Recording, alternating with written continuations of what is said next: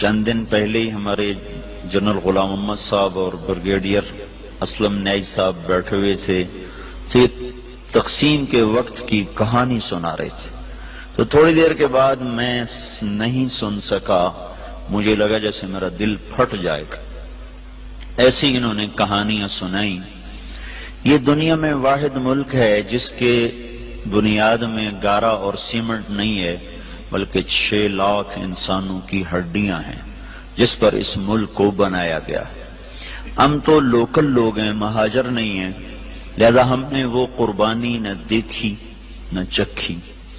میرے والد صاحب کے ایک دوست تھے، وہ مہاجر تھے جالندھر کے، وہ کبھی کبھی ہمارے ڈیرے میں آیا کرتے تھے، بات کرتے تھے۔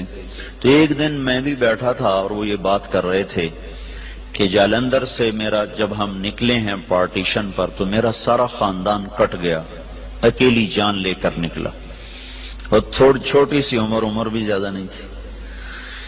تو دن میں چھپتا تھا کماد کے کھیت میں، اگست میں کماد اچھا خاصا بڑا ہو جاتا ہے، اور رات کو پھر میں سفر کرتا تھا اور مجھے کچھ پتہ نہیں میں کہاں جا رہا ہوں، میری کیا منزل ہے۔ مجھے صرف ایک فکر تھا کہ میں سکھوں کی تلوار سے بچ جاؤں، لہذا چلتے چلتے چلتے دریائے ستلج پہ پہنچ گیا۔ دریائے ستلج اس وقت میں جیتا جاگتا دریا تھا، اب تو وہ سو گیا بیچارہ کب کا، ہم تو اس کی ریت ہی دیکھ پائے، اس کی طغیانیاں تو کبھی دیکھی کوئی نہ، یہ بہت بڑا دریا تھا۔ تو کہنے لگے میں ستلج پر پہنچا تو آگے پانی کی موت تھی، پیچھے تلوار کی موت تھی۔ تو میں نے کہا سکھوں کے ہاتھوں مرنے سے بہتر ہے میں پانی کی نظر ہو جاؤں۔ تیرنا آتا نہیں تھا، کہنے لگے ایک لکڑی اٹھائی، ایک لکڑی مل گئی، لکڑی اٹھائی اور پانی میں ڈالی۔ میں کہا یا اللہ زندگی ہے تو پار لگا دے۔ ادھر پاکستان شروع ہو رہا تھا۔ تو کہنے لگے جب میں تھوڑا سا اندر گیا تو میں کیا دیکھتا ہوں، سارا دریا لاشوں سے بھرا ہوا بہ رہا تھا، لاش کے ساتھ لاش ایسی ملی ہوئی تھی، معصوم بچے، حسین نوجوان، خوبصورت بیٹیاں، بوڑھی مائیں، بوڑھے باپ ایسے جا رہے تھے۔ اگرچہ وہ منزل کو پہنچ چکے تھے کہ انہوں نے اللہ کے نام پہ قربانی دی، لیکن ہماری نظر میں وہ ایسی منزل کے راہی تھے جس کا آگے پتہ ہی کوئی نہیں ہے۔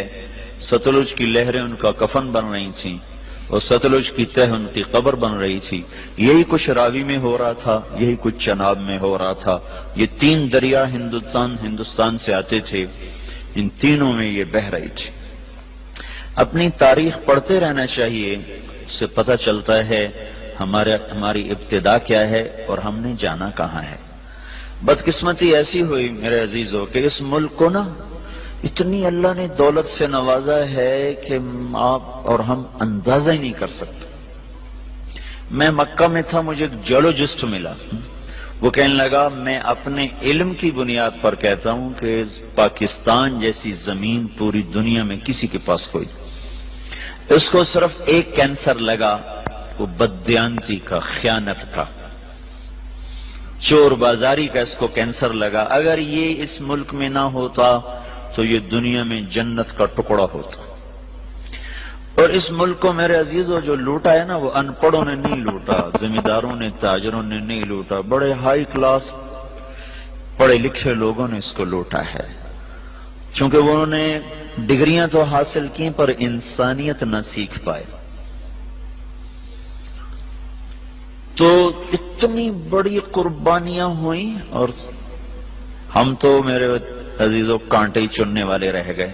بہار دیکھی نہیں اس ملک نے، چند مخلص لوگ نہ ہوتے تو اب تک یہ ملک بک چکا ہوتا یا ہندوستان کے قبضے میں جا چکا ہوتا۔ کہیں کہیں چراغ اب بھی جل رہے ہیں جن کی وجہ سے تھوڑی تھوڑی روشنی ہے، اور یہ قافلہ دھیمے دھیمے دھیرے دھیرے وہ رواں دواں ہے۔ اگر وہ بھی نہ ہوتے تو اس ملک کو تباہ ہونے میں کوئی کسر باقی نہ چھوڑی تھی بددیانت ٹولے نے اور ہائے ہائے ضمیر فروش ٹولے نے۔ اور بدقسمتی یہ ہے کہ وہ سارا انہی اسکولوں کالجوں سے نکلا ہوا ہے، وہ دیہاتوں سے نہیں۔